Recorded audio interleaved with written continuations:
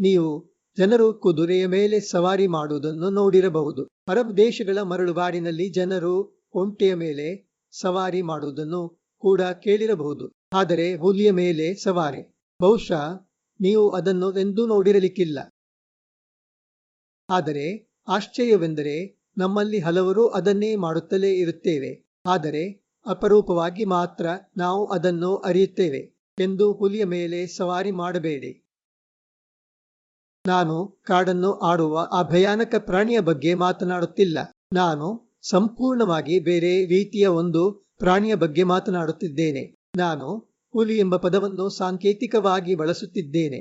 ಜನರು ಸಾಮಾನ್ಯವಾಗಿ ಸವಾರಿ ಮಾಡುವ ಹಲವಾರು ರೀತಿಯ ಹುಲಿಗಳಿವೆ. ಕೆಲವರು ಅಧಿಪತ್ಯದ ಹುಲಿಯ ಮೇಲೆ ಸವಾರಿ ಮಾಡುತ್ತಾರೆ.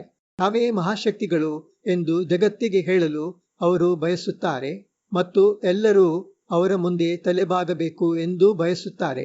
ಇತರರಿಗೆ ಯಾವುದು ಒಳ್ಳೆಯದು ಯಾವುದು ಕೆಟ್ಟದು ಎಂಬುದನ್ನು ಅವರು ತೀರ್ಮಾನಿಸುತ್ತಾರೆ. ಇತರರು ಹೇಗೆ ವರ್ತಿಸಬೇಕು ಎಂಬುದನ್ನು ಅವರು ಹೇಳುತ್ತಾರೆ.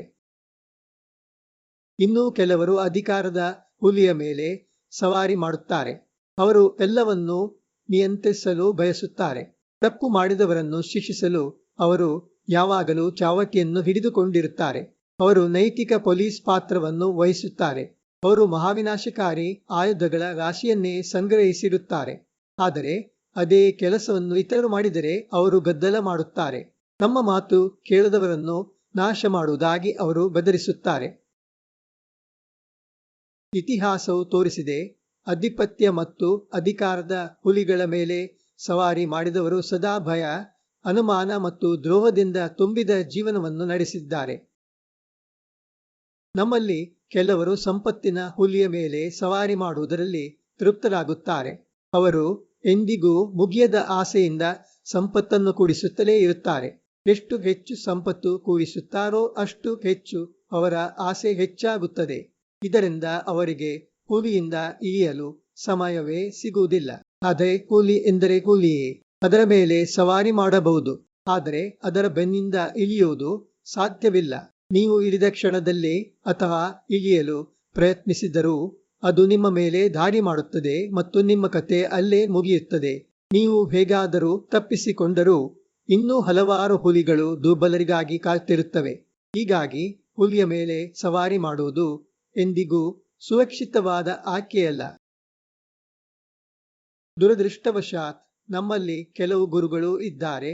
ಅವರು ತಮ್ಮ ಶಿಷ್ಯರನ್ನು ಸಂಪತ್ತಿನ ಹುಲಿಗಳ ಮೇಲೆ, ಹೆಸರು ಮತ್ತು ಖ್ಯಾತಿಯ ಹುಲಿಗಳ ಮೇಲೆ ಸವಾರಿ ಮಾಡಲು ಪ್ರೇರೇಪಿಸುತ್ತಾರೆ. ಸಂಪತ್ತನ್ನು ಕೂಡಿಸಿರುವುದರಲ್ಲಿ ಯಾವುದೇ ತಪ್ಪಿಲ್ಲ ಎಂದು ಅವರು ಹೇಳುತ್ತಾರೆ. ಅವರ ಪ್ರಕಾರ ಸರಳ ಜೀವನವು ಹಳೆಯ ಕಾಲದ ಮೌಲ್ಯ. ಯೇಸು ಅಥವಾ ಬುದ್ಧನು ಬೋಧಿಸಿದ ರೀತಿಯದು. ಜನರು ಇಂಥ ಗುರುಗಳ ಬಳಿಗೆ ಗುಂಪುಗೂಡಿ ಹೋಗುತ್ತಾರೆ. ಇದರಿಂದ ಅವರು ತಮ್ಮದೇ ಹುಲಿಸವಾರಿಯನ್ನು ಸಮರ್ಥಿಸಿಕೊಳ್ಳಲು ಸಾಧ್ಯವಾಗುತ್ತದೆ. ಆದರೆ ಇಂಥ ಮಾರ್ಗದಲ್ಲಿ ನಡೆದ ಗುರುಗಳಿಗೆ ಹಿಂದೆ ಏನಾಯಿತು? ಅವರನ್ನು ಅವರದೇ ಆಪ್ತರು ವಂಚಿಸಿದರು ಮತ್ತು ಅವರು ಭಯ ಮತ್ತು ಅನುಮಾನದಿಂದ ತುಂಬಿದ ಜೀವನ ನಡೆಸಿ ಕೊನೆಗೆ ತಮ್ಮದೇ ವಿಶ್ವಾಸಾರ್ಹ ಅನುಯಾಯಿಗಳಿಂದಲೇ ಕೊಲ್ಲಲ್ಪಟ್ಟರು. ಹುಲಿಯನ್ನು ನಿಯಂತ್ರಿಸಲು ಸಾಧ್ಯವಾಗದೇ ಹೋದರೆ ಅದು ಇದನ್ನೇ ಮಾಡುವುದು ಖಚಿತ. ಸ್ವಲ್ಪ ಇಂದಿನ ಪರಿಸ್ಥಿತಿಯನ್ನು ನೋಡಿ. ಅಧಿಪತ್ಯದ ಹುಲಿಯ ಮೇಲೆ ಸವಾರಿ ಮಾಡುವವರು ಇತರರಿಗೆ ನೈತಿಕ ಪಾಠಗಳನ್ನು ಹೇಳುತ್ತಿದ್ದಾರೆ. ಸರ್ವಾಧಿಕಾರದ ಹುಲಿಗಳ ಮೇಲೆ ಸವಾರಿ ಮಾಡುವವರು ಇತರರಿಗೆ ಶಾಂತಿಯ ಉಪದೇಶಗಳನ್ನು ಕೊಡುತ್ತಿದ್ದಾರೆ. ಮಹಾವಿನಾಶದ ಹುಲಿಗಳ ಮೇಲೆ ಸವಾರಿ ಮಾಡುವವರು ಇತರರು ಆಯುಧಗಳನ್ನು ತ್ಯಜಿಸಿ ತಮ್ಮ ಮಾತನ್ನು ಒಪ್ಪಿಕೊಳ್ಳಬೇಕು ಎಂದು ಬಯಸುತ್ತಾರೆ. ವೈಯಕ್ತಿಕ ಮಟ್ಟದಲ್ಲೂ ನಮ್ಮಲ್ಲಿ ಹಲವರು ಸಂಪತ್ತು ಮತ್ತು ವೈಭವದ ಮೇಲಿನ ಅತಿಯಾದ ಆಸೆಯ ಹುಲಿಗಳ ಮೇಲೆ ಸವಾರಿ ಮಾಡುವ ತಪ್ಪನ್ನು ಮಾಡುತ್ತೇವೆ. ಯಾಕೆ ಮನುಷ್ಯನು ಇಂಥ ತಪ್ಪನ್ನು ಮಾಡುತ್ತಾನೆ? ಇದೇ ಪ್ರಶ್ನೆಯನ್ನು ಭಾರತೀಯ ಯೋಧ ಅರ್ಜುನನು ಭಗವದ್ಗೀತೆಯಲ್ಲಿ ಕೃಷ್ಣನನ್ನು ಕೇಳಿದನು. ಅವನು ಕೇಳಿದನು, ಮನುಷ್ಯರು ತಪ್ಪು ಕೆಲಸಗಳನ್ನು ಯಾಕೆ ಮಾಡುತ್ತಾರೆ? ಅವರು ಬಲವಂತದಿಂದ ಮಾಡುತ್ತಿರುವಂತೆ. ಕೇನ ಪ್ರಯುಕ್ತಃ ಅಯಂ ಪಾಪಂ ಚರತಿ ಪುರುಷಃ ಅವಿಚ್ಛನ್ನಪಿ ವಾಷ್ಣೇಯ ಬಲಾತ್ ಇವ ನಿಯೋಜಿತಃ. ಕೃಷ್ಣನ ಸರಳ ಉತ್ತರ ಹೀಗಿತ್ತು, ಅತಿಯಾದ ಆಸೆ ಮತ್ತು ದ್ವೇಷವೇ ಮನುಷ್ಯನನ್ನು ಇಂಥ ತಪ್ಪು ಮಾಡಲು ಪ್ರೇರೇಪಿಸುತ್ತದೆ. ಅವೇ ಅವನ ದೊಡ್ಡ ಶತ್ರುಗಳು. ಕಾಮ ಏಷ ಕ್ರೋಧ ಏಷ ರಜೋಗುಣ ಸಮುದ್ಭವ ಮಹಾಶನೋ ಮಹಾಪಾಪ್ಮ ವಿದ್ಧಿ ಏನಂ ಇಹ ವೈರಿಣಂ. ಕೃಷ್ಣನು ಈ ಎರಡನ್ನು ಬೆಂಕಿಯನ್ನು ಮುಚ್ಚುವ ಹೊಗೆಯೊಂದಿಗೆ ಹೋಲಿಸುತ್ತಾನೆ. ಅಗ್ನಿ ಸ್ವತಃ ಪ್ರಕಾಶಮಾನವಾಗಿರುತ್ತದೆ, ಆದರೆ ಅದು ಹೊಗೆಯಿಂದ ಮುಚ್ಚಲ್ಪಟ್ಟಾಗ ತನ್ನ ಕಿರಣವನ್ನು ಕಳೆದುಕೊಳ್ಳುತ್ತದೆ. ಹಾಗೆಯೇ ಮನುಷ್ಯನು ಈ ಎರಡರ ಪ್ರಭಾವಕ್ಕೆ ಒಳಗಾದಾಗ ಅವನ ಸಹಜ ಸೌಮ್ಯ ಸ್ವಭಾವ ವಿಕೃತವಾಗುತ್ತದೆ. ಅವನು ಹೇಳುತ್ತಾನೆ, ಅವು ಸ್ವಚ್ಛ ಕನ್ನಡಿಯ ಮೇಲೆ ಜಮೆಯಾಗುವ ಧೂಳಿನಂತಿವೆ. ಸ್ವಚ್ಛ ಕನ್ನಡಿಯು ತನ್ನ ಮುಂದೆ ಇರುವುದನ್ನು ಇದ್ದಂತೆಯೇ ಪ್ರತಿಬಿಂಬಿಸುತ್ತದೆ, ಆದರೆ ಅದೇ ಕನ್ನಡಿಯು ಧೂಳಿನಿಂದ ಮುಚ್ಚಲ್ಪಟ್ಟಾಗ ಅದು ಮುಂದೆ ಇರುವ ವ್ಯಕ್ತಿಯ ನಿಜ ಸ್ವರೂಪವನ್ನು ತೋರಿಸಲು ಸಾಧ್ಯವಾಗುವುದಿಲ್ಲ. ಧೂಮೇನ ಆವ್ರಿಯತೆ ವಹ್ನಿಃ ಯಥಾ ಆದರ್ಶೋ ಮಲೇನ ಚ ಯಥಾ ಉಲ್ಬೇನ ಆವೃತೋ ಗರ್ಭಃ ತಥಾ ತೇನ ಇದಂ ಆವೃತಂ. ಪತಂಜಲಿ ಇದನ್ನೇ ರಾಗ ಮತ್ತು ದ್ವೇಷ ಎಂದು ಕರೆಯುತ್ತಾನೆ. ಈ ಎರಡು ಮನುಷ್ಯರ ಮನಸ್ಸಿನಲ್ಲಿ ಆಳವಾಗಿ ನೆಲೆಸಿವೆ ಎಂದು ಅವನು ಹೇಳುತ್ತಾನೆ. ಜನರು ಅವುಗಳ ಪ್ರಭಾವದಿಂದಾಗಿ ತಪ್ಪಾಗಿ ವರ್ತಿಸುತ್ತಾರೆ. ಬುದ್ಧನು ಕೂಡ ಈ ಎರಡು ಶತ್ರುಗಳ ಬಗ್ಗೆ ಎಚ್ಚರಿಕೆ ನೀಡುತ್ತಾನೆ ಮತ್ತು ಅವನ್ನು ನಿಯಂತ್ರಣದಲ್ಲಿಡಲು ಸಲಹೆ ನೀಡುತ್ತಾನೆ. ನಿಯಂತ್ರಣದಲ್ಲಿಲ್ಲದ ಹುಲಿ ಯಾವಾಗಲೂ ಅಪಾಯಕಾರಿಯೇ. ಯೇಸು ಕೂಡ ಅದೇ ಮಾತನ್ನು ಹೇಳಿದನು. ಅವನು ಸದಾ ಸರಳ ಜೀವನ ಮತ್ತು ಕರುಣೆ ಹಾಗೂ ಅನುಕಂಪದ ಬಗ್ಗೆ ಬೋಧಿಸಿದನು. ಇದೇ ನಾವು ನೋಡುತ್ತಿರುವ ಯುದ್ಧಗಳು ಮತ್ತು ಸಂಘರ್ಷಗಳ ಮೂಲ ಕಾರಣಗಳಲ್ಲಿ ಒಂದಾಗಿದೆ. ಆದರೆ ಪರಿಹಾರ ಏನು? ಕೃಷ್ಣನು ಹೇಳುವಂತೆ ಈ ಪ್ರವೃತ್ತಿಗಳನ್ನು ದೃಢ ಇಚ್ಛಾಶಕ್ತಿಯಿಂದ ನಿಯಂತ್ರಿಸಬೇಕು.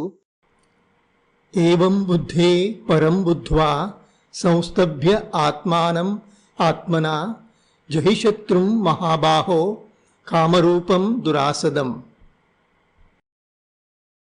ಇದು ಹೇಳಲು ಸುಲಭ, ಮಾಡಲು ಕಷ್ಟ. ನಮ್ಮಲ್ಲಿ ಹಲವರು ಆಳವಾಗಿ ನೆಲೆಯೂರಿದ್ದ ಮಾನಸಿಕ ಧೋರಣೆಗಳೊಂದಿಗೆ ಬೆಳೆದಿದ್ದೇವೆ. ಮುದಿ ನಾಯಿಗೆ ಹೊಸ ಕಲಿಕೆಗಳು ಬರವು ಎಂದು ಹೇಳುವಂತೆ ದೊಡ್ಡವರಿಗೆ ತಮ್ಮ ಮಾನಸಿಕ ಪ್ರವೃತ್ತಿಗಳನ್ನು ಬದಲಿಸುವುದು ತುಂಬಾ ಕಷ್ಟ. ಅವರು ತಪ್ಪುಗಳನ್ನು ಮಾಡುತ್ತಾರೆ, ಕೆಲವೊಮ್ಮೆ ತಿಳಿಯದೆ, ಕೆಲವೊಮ್ಮೆ ತಿಳಿದುಕೊಂಡೇ. ಹಾಗಾದರೆ ಪರಿಹಾರ ಏನು? ನಮ್ಮ ಏಕೈಕ ಆಯ್ಕೆಯೆಂದರೆ ನಮ್ಮ ಮಕ್ಕಳನ್ನು ಇಂಥ ಹಳ್ಳಗಳಲ್ಲಿ ಬೀಳದಂತೆ ಬೆಳೆಸುವುದು. ನಾವು ಕನಿಷ್ಠ ಅದನ್ನು ಮಾಡುತ್ತಿದ್ದೇವೆಯೇ? ಅವರ ಮನಸ್ಸನ್ನು ರೂಪಿಸುವ ಸರಿಯಾದ ಸಮಯ ಇದೆ. ಅವರು ಅದ್ಭುತ ವ್ಯಕ್ತಿಗಳಾಗಿ ಅರಳಲು ಸಹಾಯಕವಾಗುವ ಉತ್ತಮ ಬೀಜಗಳನ್ನು ಬಿತ್ತುವ ಸಮಯ ಇದೆ. ಈಗ ಯುದ್ಧಗಳು ಮತ್ತು ಸಂಘರ್ಷಗಳ ಪರಿಹಾರದ ವಿಷಯಕ್ಕೆ ಮರಳಿದರೆ, ಹಾನಿ ಆಗಿ ಹೋದ ಮೇಲೆ ಬೆಂಕಿ ನಂದಿಸುವುದರಿಂದ ಪ್ರಯೋಜನವಿಲ್ಲ. ಇತಿಹಾಸವನ್ನು ಅಳಿಸಲಾಗುವುದಿಲ್ಲ ಮತ್ತು ವರ್ತಮಾನವನ್ನು ಸಂಪೂರ್ಣವಾಗಿ ಬದಲಿಸಲಾಗುವುದಿಲ್ಲ. ನಾವು ಉತ್ತಮ ಭವಿಷ್ಯವನ್ನು ಮಾತ್ರ ನಿರೀಕ್ಷಿಸಬಹುದು. ಅದಕ್ಕಾಗಿ ಕನಿಷ್ಠ 2 ವಿಷಯಗಳನ್ನು ಮಾಡಬೇಕು. ಧಾರ್ಮಿಕ ಅಂಧಶ್ರದ್ಧೆಯಿಂದ ಉಂಟಾಗುವ ಪರಸ್ಪರ ದ್ವೇಷ ಮತ್ತು ತಪ್ಪು ತಿಳುವಳಿಕೆಗಳನ್ನು ನಿವಾರಿಸಬೇಕು. ಇದು ತಮ್ಮ ಧರ್ಮದ ಹಾಗೂ ಇತರರ ಧರ್ಮದ ಸರಿಯಾದ ಅರಿವಿನಿಂದ ಮಾತ್ರ ಸಾಧ್ಯ. ಇದನ್ನು ನಾನು ಹಿಂದಿನ ಒಂದು ಎಪಿಸೋಡ್ನಲ್ಲಿ ಚರ್ಚಿಸಿದ್ದೇನೆ. ಎರಡನೆಯದಾಗಿ, ಅನಿಯಂತ್ರಿತ ಲೋಭ ಮತ್ತು ದ್ವೇಷಕ್ಕೆ ಬಲಿಯಾಗುವುದನ್ನು ತಪ್ಪಿಸಬೇಕು. ಆಕರ್ಷಕ ಹುಲುಸವಾರಿಗಳಿಂದ ದೂರವಿರಬೇಕು. ಇವುಗಳನ್ನು ನಮ್ಮ ಮಕ್ಕಳ ಪ್ರಾಥಮಿಕ ಶಿಕ್ಷಣದಲ್ಲೇ ಬೆಳೆಸಬೇಕು. ಅವರನ್ನು ಜವಾಬ್ದಾರಿಯುತ ವ್ಯಕ್ತಿಗಳಾಗಿ ಬೆಳೆಸಬೇಕು, ಕೇವಲ ಹಣ ಸಂಪಾದಿಸುವ ಯಂತ್ರಗಳಾಗಿ ಅಲ್ಲ. ಆದರೆ ನಾವು ಅದನ್ನು ಮಾಡುತ್ತಿದ್ದೇವೆಯೇ?